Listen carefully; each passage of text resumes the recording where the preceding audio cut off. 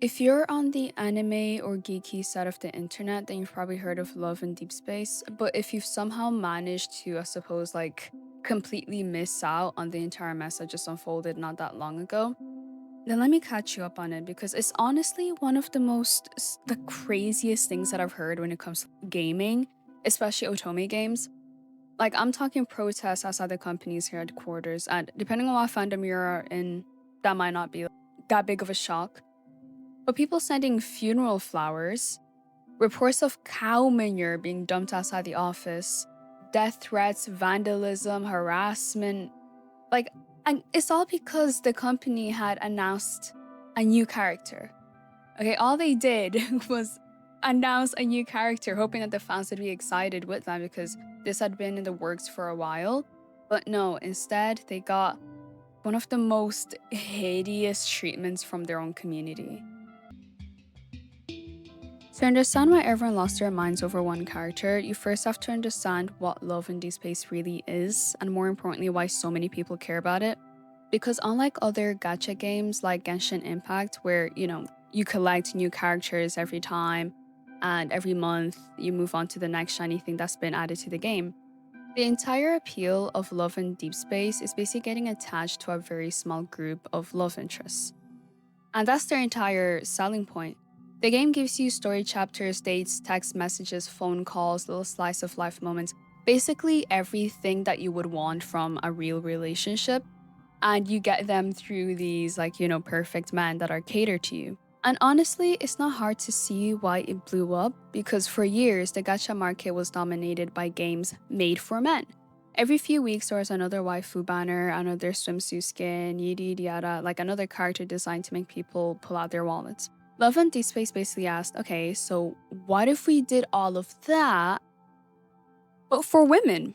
Instead of hyper-sexualized female characters, it had incredibly polished male love interests with full voice acting, high-quality animation, romance-focused stories, literally enough fan service to make TikTok edits practically create themselves.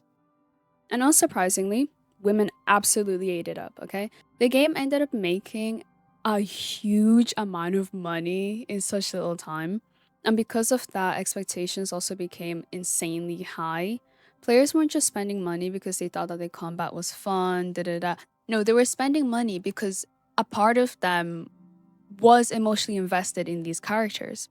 So when updates started slowing down about their favorite characters, people noticed immediately. And that's probably the biggest thing people outside the community tend to miss when it comes to this.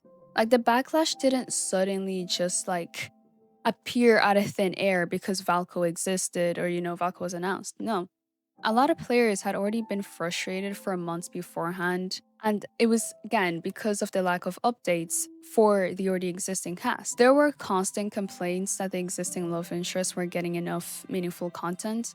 And sure, there were still banners, cards, events, whatever, but players kept saying that actual story progression was absolutely horrendous in terms of its update, and the character arcs barely moved anywhere. Main story updates became less frequent, and instead of getting new interactions that developed relationships, it started feeling like everyone was just waiting around for the next limited banner to spend money on, which again, the main point of the game is to be emotionally invested with these men.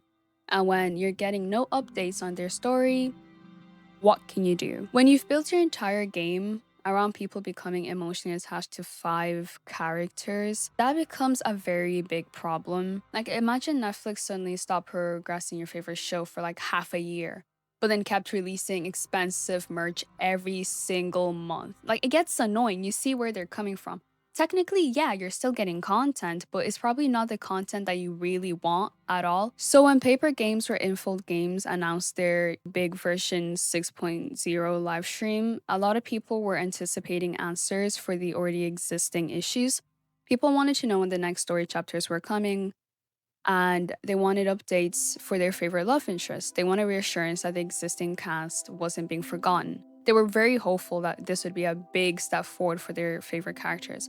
But instead, Infold Games introduced an entirely new love interest, and his name was Falco.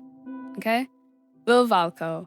And within about like 24 hours, the biggest controversy in Love and Deepspace history had officially begun right then and there. Players were expecting new story chapters, maybe a roadmap. They were expecting everything, just more content for the already existing cast. But instead, the biggest announcement was a brand new love interest, Valko. Now, if you're only looking at the global reaction throughout the live streams and even in the comments and the posts that were made on their social media, this honestly didn't seem like that big of a deal at first. Like a lot of people, or at least a lot of English speaking players, thought that he looked really cool. Fan art started appearing almost immediately. Honestly, it's insane how quickly people got to work with this, but I mean, kudos to them.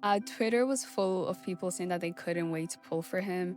TikTok edits were already being made before the stream had even ended, and a lot of players were just excited to finally have another character that they could choose from. But if you looked at the Chinese community, it was almost the complete opposite, and the mood shifted instantly the second that Valko was announced. Remember what I said earlier about like months of frustration? But for a lot of Chinese players, Valko wasn't exciting news, okay? They saw him more as proof that the company had been slacking off and using their resources to make Valko instead of just focusing on the 5 main cast that hadn't gotten updates for years. So to them, this wasn't new content that they wanted. It was just another distraction from them making content that they had been asking for. And that alone would have been enough to put Paper Games into a horrible position for backlash. But unfortunately for them, Valko's actual introduction and trailer only made things so much worse. One of the first things that players focused on was a line that basically roughly translated to, "Rule number 1, in the kitchen, never bathe in the pot." And if you're reading that in English and thinking, what does that mean? Then don't worry. Literally, don't worry about it, because pretty much everyone outside of China was basically thinking the same thing. But to fill you in China, there had been a horrible case of domestic violence where a husband had practically boiled his wife in boiling hot water. So, of course, that phrase would never be taken lightly by the Chinese audience, which then only begs you to question what Paper Games themselves were thinking, considering that a majority of their market is Chinese, specifically Chinese women. There was another line that caused a lot of discussion as well, and that was basically just in Valko's trailer, it saying, "Invite the wolf in," which again, on its own, it doesn't sound that bad, but when you pair it up to the entire pot comment and the fact that in the trailers he literally breaks into the main protagonist's home, a lot of players felt that the character was crossing lines that the existing love interest never had. And not just fictional lines, it's just looking at it from a societal point of view and the issues that women are facing when it comes to, feeling safe in society. It just caused a lot of questions towards Paper Games. But instead of gradually building trust with players like the other characters had done over months or even years, Valko's first impression was basically, "Yo, I've broken into your home." And some players thought it was funny, some thought it was hot. If you're one of them, I don't know. But others absolutely hated it because, again, it's not a good reflection on the character's intentions or who the character is supposed to be. Because this is the internet, everyone immediately started arguing over whether this was like bold writing or just straight up terrible writing. But that discussion didn't really stop at his personality. A much bigger conversation started around his overall design and character appearance. One criticism that kept appearing in the Chinese community was the fact that Valko was too Western. He was too dark, he was too Western. Others, however, took that criticism a lot further, and the discussion spread across Chinese social media. Some comments began focusing on Valko's darker skin tone and more like rough appearance in comparison to the other 5 casts. And those conversations quickly became far more uncomfortable, as you can imagine, because some of the comments that were being made were very much racist, or the ones that weren't necessarily directly racist had racist undertones. And it's very important to point out that these views didn't represent every Chinese player. It's mainly the very loud minority. And plenty of Chinese fans actually pushed back against that sort of language being used themselves. But because of those posts spread quickly online, they became one of the main things that international fans saw, unfortunately. But then again, that's the internet. And so this became a very big bickering stage for the Western fans versus the Chinese fans. But the Western fans were demanding that Valco stay. They loved Valco. They showed full support for Valco.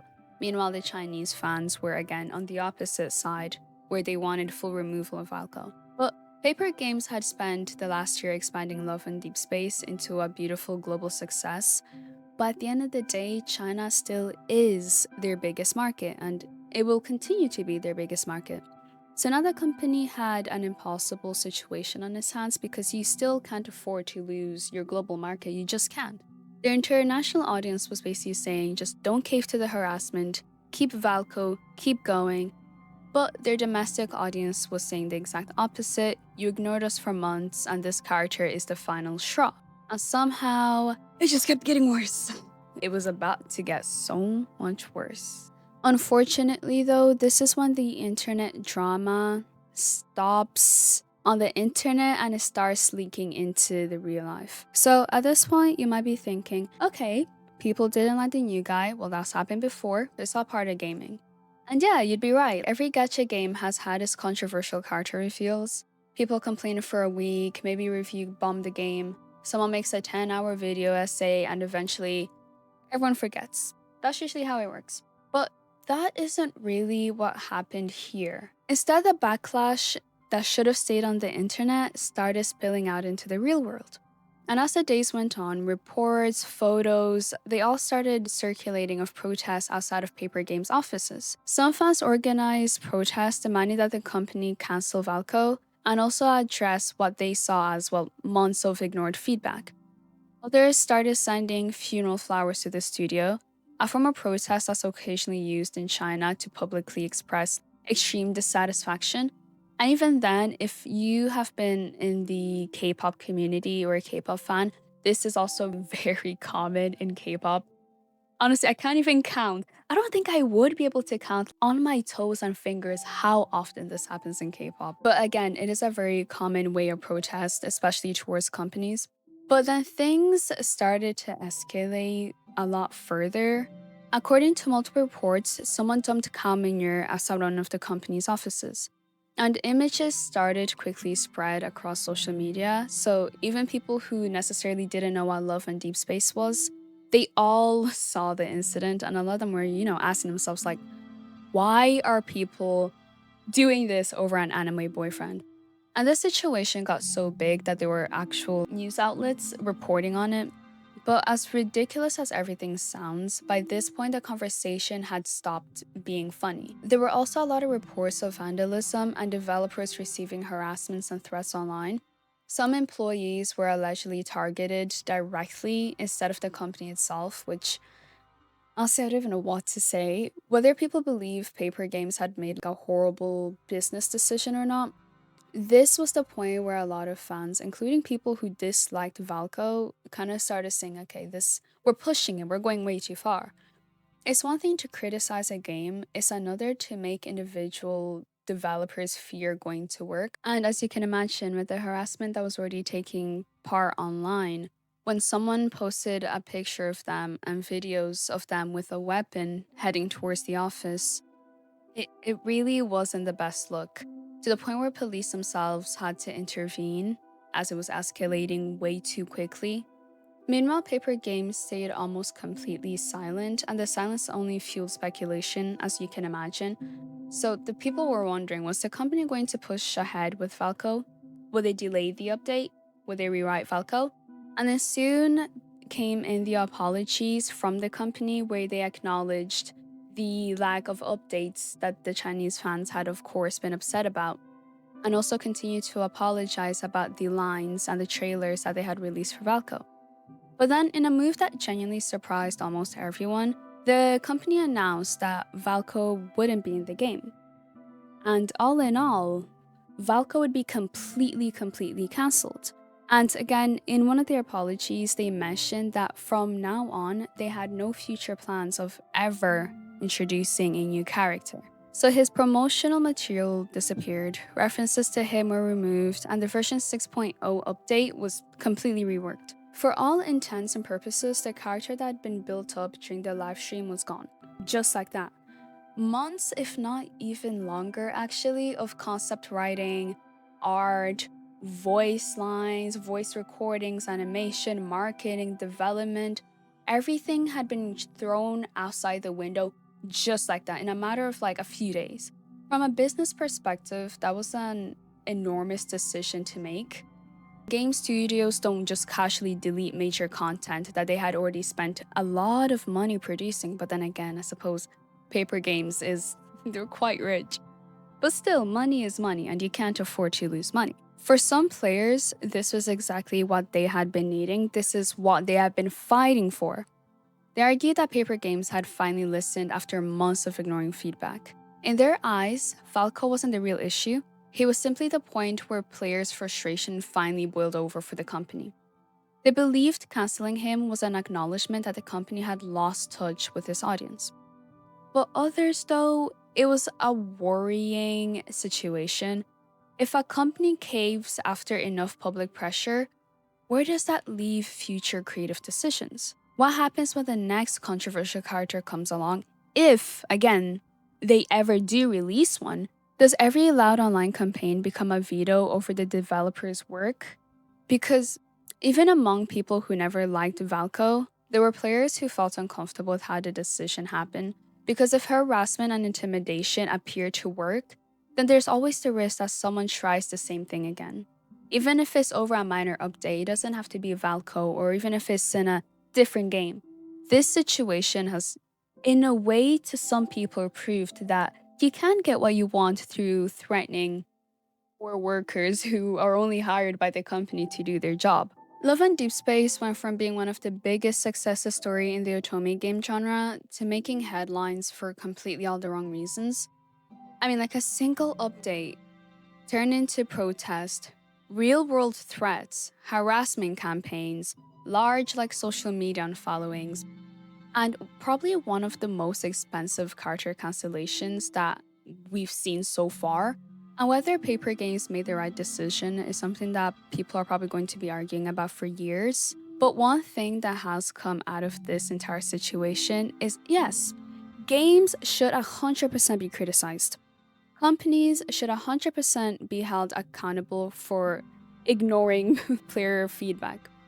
But the second that criticism turns into threatening people, and mind you, the threats weren't just towards the developers, as you can imagine, the threats did end up extending towards their families and children, which, again, just at that point, you didn't win anything. Yes, Valko is out of the game, but your humanity is completely lost. But as for Valko himself, he'll probably go down as one of the most infamous characters in gacha history, not because of anything that he actually did in the game, but mainly because he never got the chance to do anything at all. A casual update from future me, because when I initially recorded this, it was like the week of the incident, and then I didn't get to editing this video until weeks later, which is where I'm now recording this. So just to fill you guys in, the government is now involved. Yes, the government is now involved. So I would do like another prolonged explanation on that, but I am tired. But in the future, maybe. I don't know.